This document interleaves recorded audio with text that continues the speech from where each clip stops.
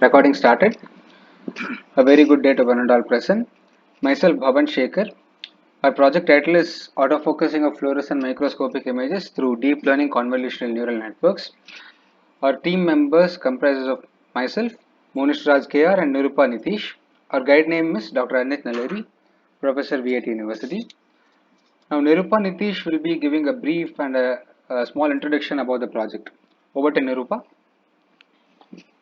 Everyone. Welcome everyone. Project is to find the efficient solution to get a focus and sharp image which is caused by motion blur and defocus.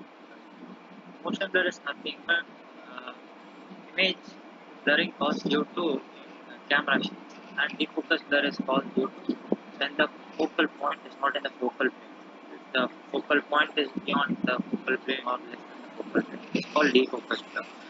We are specifically using fluorescent microscope deep learning convolution neural network algorithm to deblur the image. In this project, we are using image upscaling and transform.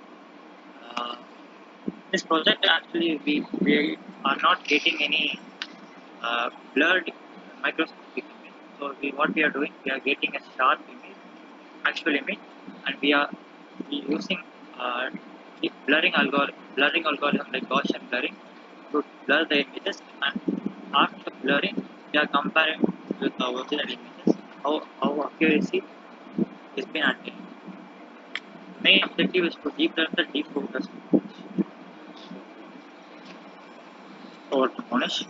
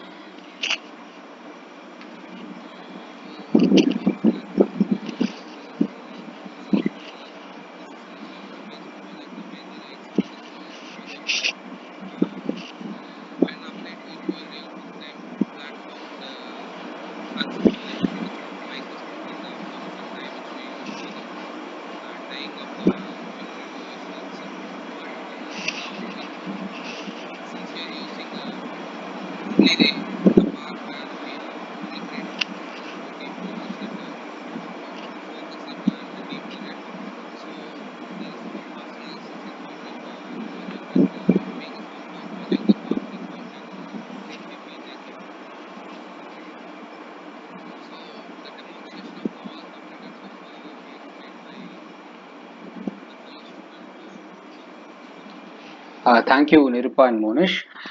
Coming to the motivation for the project, now camera images which were not very much enhanced was the inspiration to the project mainly, especially if we conceptualize the idea of enhancing the images which do not have so much scope of error, or where the margin of error is way too small compared to camera images, then the inspiration is even more. Uh, so uh, the main difference between camera images and microscope images would be the pixel wise intensity differences, and camera images are RGB in nature, and microscopic images are grayscale images being rotationally invariant. And also the adding the deblur component to any images for that matter, may it be camera images or microscopic images for that matter, is a very challenging task, because we have multiple types of deblur component. One of them being the Gaussian blur, which is a very popular standardized code which is available in the TensorFlow library and also in the PyTorch library for that matter. And here for this project we've used PyTorch library, and adding the Gaussian blur, as Monish rightly said, was possible because it does not involve rotation and fixing of the images. So it's possible to add via code. And defocus blur and other kinds of blur, like camera shakes blur, have to be obtained experimentally. And the last part of the demonstration of the work completed would be the output, which I would be showing you shortly. So this is the data preparation part of the work done. Now the actual data set which we had obtained from the Broadridge data set, as rightly Monish mentioned, consisted of the sharp images with the best possible contrast of the images available, and we labeled that as the ground truth. The ground truth in the sense the truth of the data set, or which can be considered as the benchmark of the data set. And we had to deblur it using the code into Gaussian blur. So the image which you can see on the right on the screen is the Gaussian blurred image, and the image on the left is the ground truth, which is the actual image, sharp image obtained via the dataset. So adding the Gaussian blur comprised of a certain module of code, which is the deblur component. A small snippet of the code is shown here. And a defocus and motion blur, as I rightly mentioned, was involving rotation and shifting, so that needed to obtain it experimentally. And even though for microscopy images, uh, being at grayscale, it is rotationally invariant, so it would not be of much use. To test the algorithm's efficiency, we had to use camera images, which will have an effect, which will have an impact because of the RGB. The loss function of the accuracy with progress. So the loss function is nothing but the error function. So the minimum the loss, the better the accuracy of the project. So the image on the left is the accuracy which we obtained during review 2 of our journey, and the image on the right is the review 3 image. So we had reduced the noise from that timeline of review 2 to the review 3 timeline, and we are also decreased the absolute value of the accuracy also along with the noise, which is seen in the coming slides. So the images are progressively deblurred, depending on the batch size. So depending on the batch size and on the number of epochs we run. So here there is an example where we ran 30 epochs, and the image is progressively deblurred from 0 to 30. So at the end we get the absolute images, and PSNR, or the peak signal noise ratio is something which is used to determine the noise, the ratio between the noise and the maximum amplitude or the maximum pixel value. This is a useful quantity, especially in image processing, because as Monish mentioned, the structural similarity of the image is more valuable for the human naked eye. So that is what would be required for any algorithm, or to test the accuracy of any algorithm in a true sense. So here the three images which you see can speak for itself. The blur image is on the right top side, and the predicted image is very similar to the ground truth, which is the actual sharp image. And also, instead of testing it just visually, we also pass the modules through the organelle detector, as it is shown here. And the organelle detector predicts the mitochondria, the nucleus, and various other organelles of the algorithm. So this is the peak signal noise ratio graph, the final graph which we obtained during review 3, and a custom test module where individual images were test were also added. You don't need to have to pass just microscopy images. You could pass RGB images. You could pass camera images. You can pass any images, and the algorithm will give you a reasonably good accuracy. The algorithm is mainly focused on classifying microscopic images, but it will give 80% and above accuracy for all kinds of images that we had to ensure. And this is the timeline Gantt chart for our project. So we started working on our projects during February, and we started off with the multi-class problem of MNIST dataset, MNIST 3D dataset, which we used later on to classify holographic 3D images. And later on we went on to classify custom images, where the algorithm predicts whether the man in the image is happy or sad, or the woman in the image is happy or sad. So the idea of that project was to implement classification project to a real-time social media application or something like that. And that project was extended from supervised learning to unsupervised learning, and then further to transfer learning, where we had to defocus data sets, images, and cells obtained through microscopy.